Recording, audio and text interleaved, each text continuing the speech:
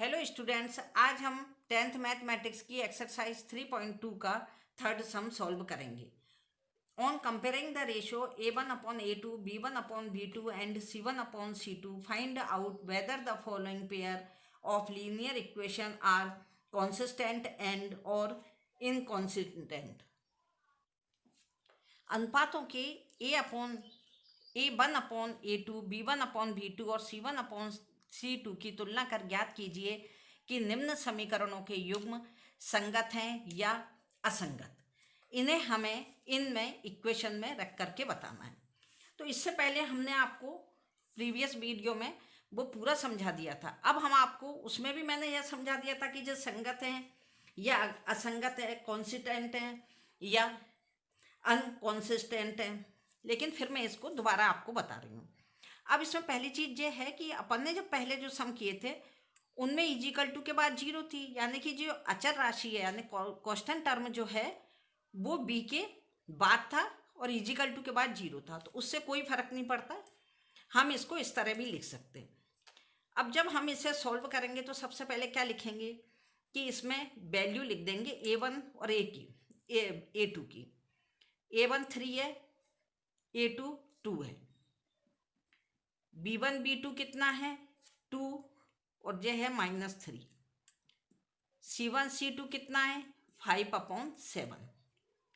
अब सबसे पहले हमने कौन सी कंडीशन रखी थी कि a1/a2 और b1/b2 को हमें देखना है कि यदि ये नॉट इक्वल होते हैं तो क्या होता है कि ये इंटरसेक्ट करती हैं लाइन, जब हम ग्राफ में ड्रॉ करते हैं। अब भी हमें यही देखना है कि ये क्या लाइन कर रही हैं, प्रतिच्छेद कर रही हैं या इंटरसेक्ट कर रही हैं। तो हम क्या लिखेंगे, a1 a2 की वैल्यू लिख देंगे 3/2 और 2/-3 है, तो न्यूमरेटर में कभी भी माइनस नहीं रहते, इसलिए जो ऊपर चले गए। यदि जो ऊपर भी चले गए और -2/3 हो गए तब भी क्या 3/2 2/3 माइनस के इक्वल होंगे, नॉट इक्वल, यानी जो इक्वल नहीं है। और जब जो इक्वल नहीं होंगे तो मैंने आपको इससे पहले की वीडियो में बताया था कि जब लाइन प्रतिच्छेद करती हैं तो वो क्या होती हैं, उनका एक अद्वितीय हल होता है। इसके अलावा मैंने आपको ये भी बताया था कि वो लाइन जब प्रतिच्छेद करती हैं तो वो क्या होती हैं, कोइंसिडेंट। तो इसमें हमको केवल ये बताना है कि ये संगत हैं या असंगत हैं, कॉन्सिस्टेंट हैं या नहीं है। तो इसमें हम सबसे पहले क्या करेंगे कि जे लाइन इसको नहीं कर रही है इक्वल, यानी जे इसके नॉट इक्वल टू है, तो इसमें हमें कुछ भी नहीं लिखना है, केवल हम लिखेंगे कि द पेयर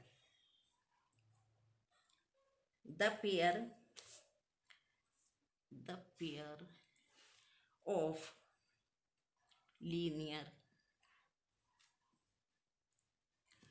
इक्वेशन इज क्या है जी, कौन सी,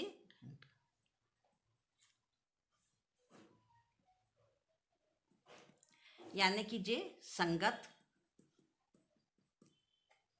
हैं, संगत युग्म हैं, रेखीय समीकरण के संगत हैं। इसको भी यहाँ पर भी लिख के हो सकता है जी पूरा। अब इसका सेकंड पार्ट हम लेंगे। तो सेकंड सम क्या है, जो फर्स्ट में क्या हो गया कि ये लाइन प्रतिच्छेद कर रही हैं। ये बातें मैं आपको बार बार इसलिए कह रही हूँ कि जिससे आपके जो सवाल है वो दिमाग में अच्छी तरह से आ जाएंगे कि यदि अपन प्रतिच्छेद करते हैं, इंटरसेक्ट करते हैं, तो वो क्या होता है कि ड्रॉ में यदि ये इस तरह की लाइन आती हैं तो वो एक संगत भी है, एक अद्वितीय हल भी होता है, यानी कि यूनिक सॉल्यूशन भी होता है उसका। सेकंड सम क्या है, 2x - 3y = 8, 4x - 6y = 9। अब इसमें भी हम वही करेंगे कि a1 a2 की वैल्यू लिख लेंगे 2/4, b1 b2 की वैल्यू क्या है -3/-6, c1/c2 की वैल्यू क्या है 8/9। सबसे पहले हमें ये देखना है कि a1 a2 क्या b1 b2 के इक्वल है। यदि ये इक्वल होगा तो हम आगे बढ़ेंगे।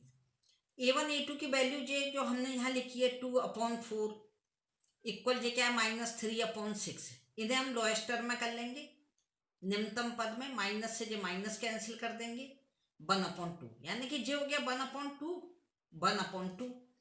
अब ये इक्वल नहीं होता तो हम इसको यहीं खत्म करते, लेकिन ये क्या इक्वल है तो हम आगे C1/C2 लेंगे।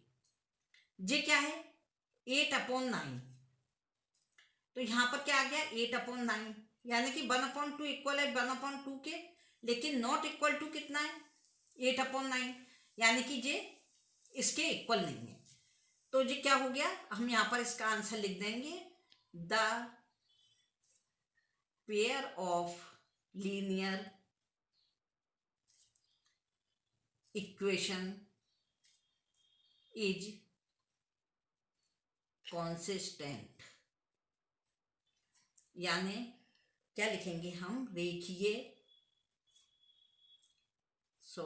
इनकॉन्सिस्टेंट, रेखीय समीकरण के युग्म असंगत हैं।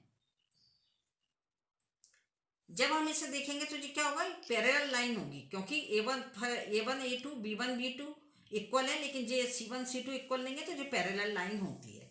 इस समीकरण निकाय का कोई हल नहीं होता, इसलिए यह असंगत हैं। ये सम अपने 2 हो गए, मैं थर्ड सम करवाती हूँ। थर्ड सम है 3/2x + 5/3y = 7, 9x - 10y = 14। इसमें हम वैल्यू रखेंगे। अब A1 A2 क्या है, x का कॉफिशिएंट क्या है 3/2, और दूसरे इक्वेशन में क्या है 9।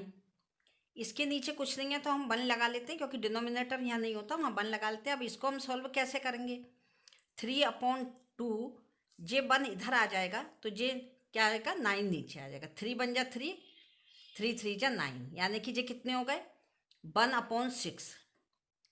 अब B1 B2 लेंगे हम तो वो कितना आ जाएगा 5/3, और 10 के नीचे कुछ नहीं है तो 1 ले लिया, तो ये आ गया 5/3 × 1/10, 5 बन जा 5, 5 2 जा, यहाँ कितना आ गया 1/6।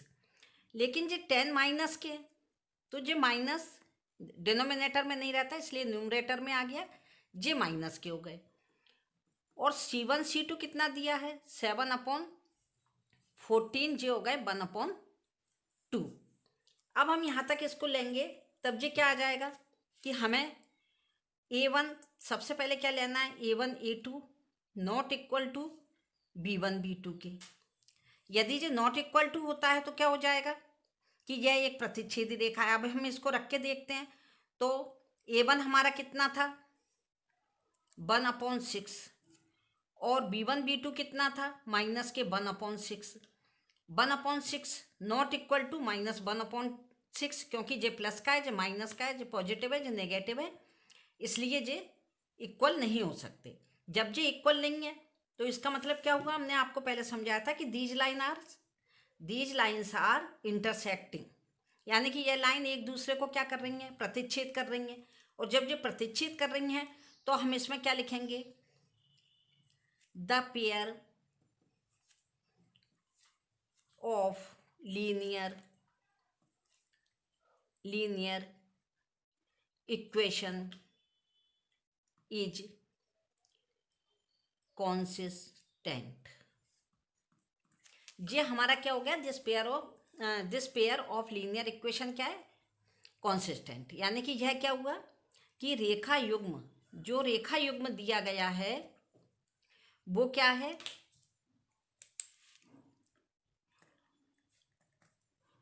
रेखा युग्म संगत है। ये संगत कब होता है, जबकि ये दोनों equal A1 A2 not equal to B1 B2 के, यानी कि जो प्रतिच्छेदी रेखाएं होती हैं तब ये संगत होता है, यानी कि कॉन्सिस्टेंट होता है। अब इसका हम थर्ड के बाद फोर्थ सम लेंगे, 5/10 और 5x - 3y = 11, 10x + 6y = -22। इसमें वही हम इसके कॉफिशिएंट रखेंगे, A1 कितना है 5, B1 कितना, A2 कितना है 10, B1 B2 कितने हैं -3 और 6, और C1 C2 कितने हैं 11 और -22। जे भी हो गए 1/2, जे हो गए माइनस के 1/2, और जे माइनस यहाँ से आके यहाँ आ जाएगा तो जे भी हो गया माइनस के 1/2। अब इसके लिए हम क्या करेंगे, A1 A2 is equal to B1 B2। पहले हम इसको देखेंगे, जो दोनों यदि नॉट इक्वल टू होते हैं तो आगे बढ़ेंगे, आगे नहीं बढ़ेंगे, और यदि ये इक्वल हुए तो फिर हम आगे बढ़ेंगे। A1 कितना है 1/2, A1 A2, B1 B2 कितना है -1/2, यानी कि जे इसके नॉट इक्वल टू, जे नॉट इक्वल टू यानी कि जे बराबर नहीं है। जब ये बराबर नहीं है तो हमें सी को लेने की कोई ज़रूरत नहीं है। इसमें भी वही होगा कि दीज लाइन्स आर इंटरसेक्टिंग, यानी एक बिंदु पर प्रतिच्छेद कर रही हैं, और जब ये एक बिंदु पर प्रतिच्छेद कर रही हैं तो ये क्या हो जाएगा, these pair of linear equation is consistent, यानी कि रेखा युग्म जो हैं वो क्या हैं, संगत हैं। अब इसका हम 5th क्वेश्चन लेंगे। 5th क्वेश्चन में क्या है, 4/3x + 2y इजिकल टू 8 और 2x + 3y इजिकल टू 12। अब जो A1 जो लिखा है हमने 4/3 और नीचे आ गया 2, इसके नीचे हम अपॉन में क्या रख लेंगे 1, तो ये कितना हो गया 4/3 इंटू 1/2, इससे ये कैंसिल हो गया। तो इसकी वैल्यू A1 A2 कितनी आ गई, A1 A2 आ गई हमारी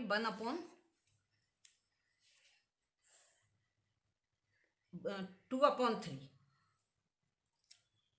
और ये कितनी आ गई B1 B2, B आ गई 2/3, और ये कितनी आ गई 8/12 यानी 2/3। अब इसमें भी हमें क्या करना है कि तीनों की वैल्यू रख के देखना है। तो ये पहली आ गई हमारी 1/2, ये 2/3 इजिकल टू 2/3 इजिकल टू 2/3, यानी ये क्या होगा A1/A2 equal B1/B2 equal C1/C2। ये तीनों इक्वल है तो ये क्या हो गया, कोइंसिडेंट लाइन हो गई, यानी कि संपाती रेखा हो गई। तो इसमें भी हमारा आंसर क्या आ जाएगा, the pair of linear equation is consistent, यानी कि रेखा युग्म क्या होगा, ये संगत।